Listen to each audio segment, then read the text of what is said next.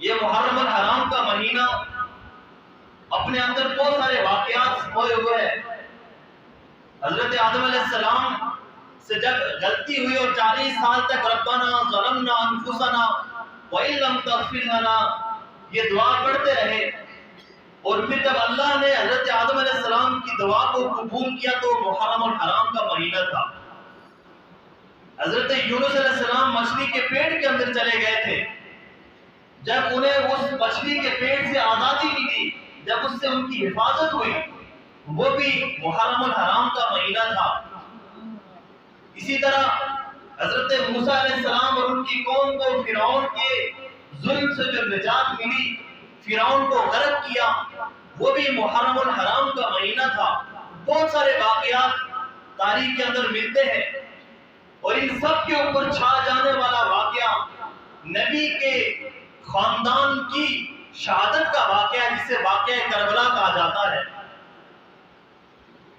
تو یہ مہینہ شہادتوں سے بھرا پڑا ہے۔ محرم الحرام کی 1 تاریخ خلیفہ دوم حضرت عمر فاروق رضی اللہ تعالیٰ عنہ کی شہادت کا دن ہے۔ آگے چلتے چلے جائیں، 10 محرم الحرام نواسہ رسول حضرت حسین رضی اللہ تعالیٰ عنہ کی شہادت کا دن ہے۔ اسی طرح بہت سارے واقعات ہیں۔ اس مہینے سے پہلے چلے جائیں، ذی الحجہ کا مہینہ حضرت عثمان غنی رضی اللہ تعالیٰ عنہ کی شہادت کا مہینہ ہے، اور اس مہینے کے اندر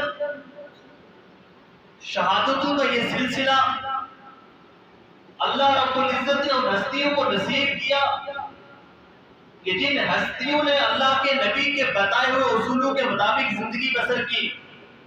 شہادت مطلوب نہیں تھی، بلکہ اصل اتباع رسول تھی، کہ جو اللہ اور اللہ کے رسول نے انہیں تعلیمات دی تھی، جو احکامات دیے تھے، ان کے اوپر وہ پیروکار تھے، ان کی تعلیمات کے اوپر وہ عمل کرتے تھے، تو وہ تاروں کی طرح اللہ نے انہیں بلندیاں عطا کی، اللہ تعالیٰ نے انہیں کامیابیاں عطا کی۔ اس کی وجہ یہ تھی کہ وہ اللہ اور اس کے رسول کے لیے انہوں نے اپنا سب کچھ قربان کر دیا، اور ان کی زندگی آپ پڑھے، ایک جمعے کی بات نہیں ہے، ایک گھنٹے کی بات نہیں ہے، ایک ایک ہستی کو آپ اٹھاتے چلے جائیں، ان کی زندگی کا مطالعہ کرتے چلے جائیں، آپ کی ایمان کے اندر اضافہ ہوتا چلا جائے گا۔ مفسرین کرام نے، علماء کرام نے لکھا ہے کہ اللہ رب العزت نے حضرت اسماعیل علیہ السلام ذبیح اللہ کا انہیں لقب ملا، حالانکہ حضرت اسماعیل علیہ السلام کے گلے پر ان کے والد نے چھری چلائی لیکن گلا نہیں کٹا، تو پھر انہیں ذبیح اللہ کا لقب کیسے ملا؟ تو تمام مفسرین نے یہ بات لکھی ہے کہ حضرت اسماعیل علیہ السلام نے خالص نیت کے ساتھ، سچے ارادے کے ساتھ اپنا سب کچھ اللہ کے لیے قربان کر دیا تھا۔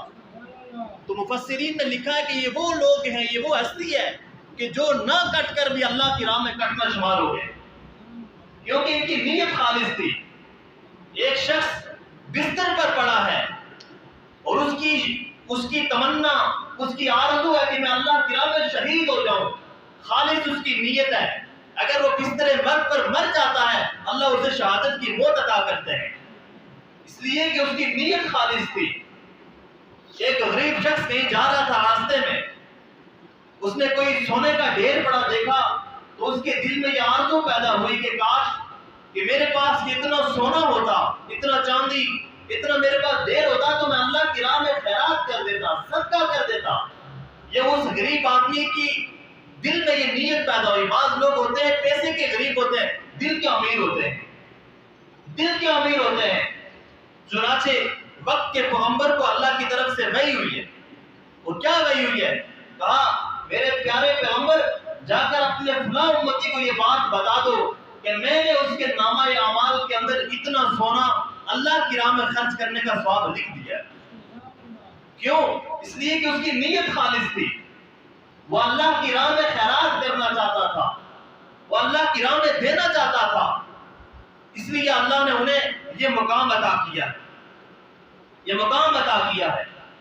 تو جو شخص سچے جذبے کے ساتھ شہادت مانگتا ہے. حالانکہ آپ اگر مراتب کو دیکھیں، مدارج کو دیکھیں تو شہادت کا درجہ تیسرے نمبر پر آتا ہے. پہلا مرتبہ نبوت کا، انعم اللہ علیہم من النبیین والصدیقین والشہداء والصالحین. فرسٹ کلاس نبوت کی ہے، سیکنڈ کلاس صدیقیت کی ہے، اور تھرڈ کلاس وہ شہادت کی ہے. لیکن ہمیں نبیوں کی زندگی ملتی ہے کہ نبی بھی اللہ سے شہادت مانگتے نظر آتے ہیں. صحابہ اللہ سے شہادت مانگتے نظر آتے ہیں، حالانکہ شہادت کا درجہ تیسرے نمبر پر ہے. اس کا مطلب یہ ہوا کہ شہادت یہ بہت بڑا مرتبہ ہے، بہت بڑا مقام ہے، بہت بڑا رتبہ ہے. ایک ہے عبادت اور ایک ہے شہادت. عبادت ہے شجر، لیکن شہادت ہے ثمر اس کا. عبادت ہے دعا، لیکن شہادت ہے اثر اس کا. عبادت بے چین دل کو چین دیتی ہے، لیکن شہادت چین لے کر عظمت دارین دیتی ہے.